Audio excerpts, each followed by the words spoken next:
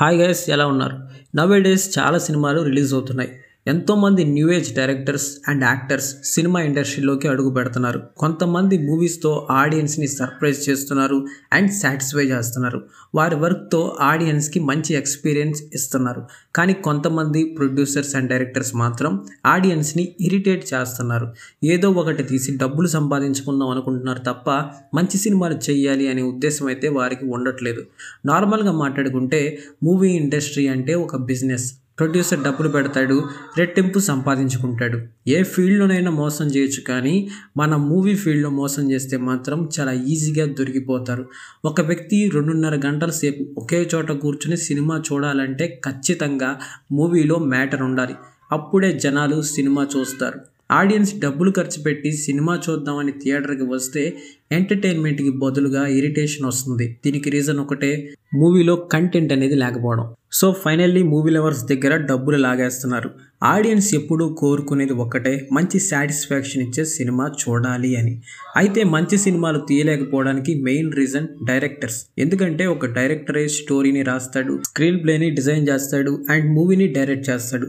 Cinema మొదలయ్యేది director దగ్గర నుంచే. Director story మీద కాకుండా స్టార్ కాస్ట్ పైన, సినిమా మీద పెట్టే బడ్జెట్ పైన కాన్సన్ట్రేషన్ చేస్తున్నాడు అనేది నా స్ట్రాంగ్ ఫీలింగ్. ప్రభాస్ అన్న రాధేశ్యామ్ సినిమా చూస్తే హై బడ్జెట్ ఫిలిం, అది 350 కోట్ల budget. Pan India star Prabhas అన్న కూడా ఉన్నాడు. అయినా మూవీ దారుణంగా ఫెయిల్ అయింది. ప్రాపర్ స్టోరీ లేకపోవడమే దీనికి మెయిన్ రీజన్.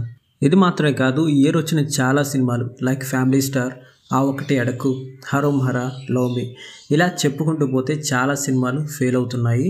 దీనికి రీజన్ ఒకటే, స్టోరీ లేకపోవడం. అందరికీ ఇప్పుడు డౌట్ రావచ్చు, మంచి స్టోరీతో సినిమాలు తీయడం అంత కష్టమా అని. కొంచెం కష్టమే, కానీ అసాధ్యమైతే కాదు.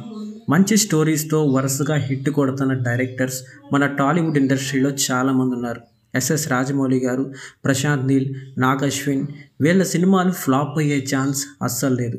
ఎందుకంటే స్ట్రాంగ్ స్టోరీని ప్రిపేర్ చేస్తారు అండ్ ప్రాపర్గా ఎగ్జిక్యూట్ చేస్తారు. అసలు మంచి స్టోరీ అంటే ఏంటి? మంచి స్టోరీకి కొన్ని క్వాలిటీస్ ఉంటాయి.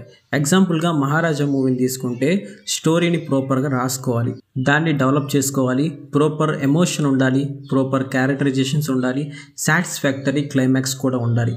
అబ్జర్వ్ చేస్తే నేను చెప్పిన ప్రతి క్వాలిటీ మహారాజా మూవీలో ఉంది. సో అందుకే తమిళ్లో సక్సెస్ అయింది అండ్ తెలుగులో కూడా సక్సెస్ అయింది. ఎంత పెద్ద డైరెక్టర్ ఉన్నా, ఎంత పెద్ద స్టార్ కాస్ట్ ఉన్నా, భారీ బడ్జెటే పెట్టినా కూడా ఫైనల్లీ మూవీలో మనం చెప్పేది ఏంటంటే స్టోరీ.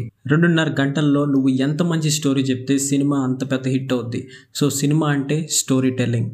ఎస్ఎస్ రాజమౌళి గారు ఒక ఇంటర్వ్యూలో చెప్పారు, బాహుబలి స్టోరీని రాసుకున్న తర్వాత క్యారెక్టరైజేషన్స్ని రకరకాల ప్రశ్నలు అడగటం, వాటికి ఆన్సర్స్ ఇవ్వటం. ఫర్ ఎగ్జాంపుల్, ఈ క్యారెక్టర్ ఎందుకు ఇలానే బిహేవ్ చేస్తుంది, ఎందుకు ఇలా మాట్లాడుతుంది, ఎందుకు ఇలాగ రియాక్ట్ అవుతుంది, ఇలా క్వశ్చన్స్ అండ్ ఆన్సర్స్ డిస్కస్ చేసేవాళ్ళంట. ఒక్క అమరేంద్ర బాహుబలి క్యారెక్టర్కే దాదాపు 1000 క్వశ్చన్ అండ్ ఆన్సర్స్ డిస్కస్ చేశారట. ఈచ్ క్యారెక్టర్కి ఇలా డిస్కస్ చేసి ప్రతి క్యారెక్టర్ని అర్థం చేసుకుని మూవీ తీశారు.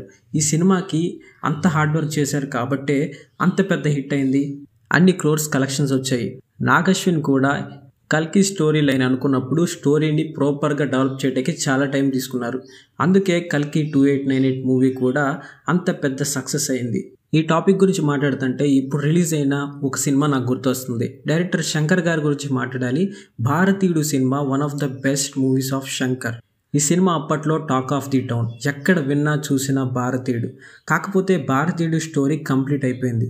మరి ఇప్పుడు భారతీయుడు 2 తీయడం కరెక్టే అంటే నా దృష్టిలో అయితే కరెక్ట్ కాదు. ఎందుకంటే భారతీయుడు 1లోనే స్టోరీ మొత్తం కంప్లీట్ అయిపోయింది.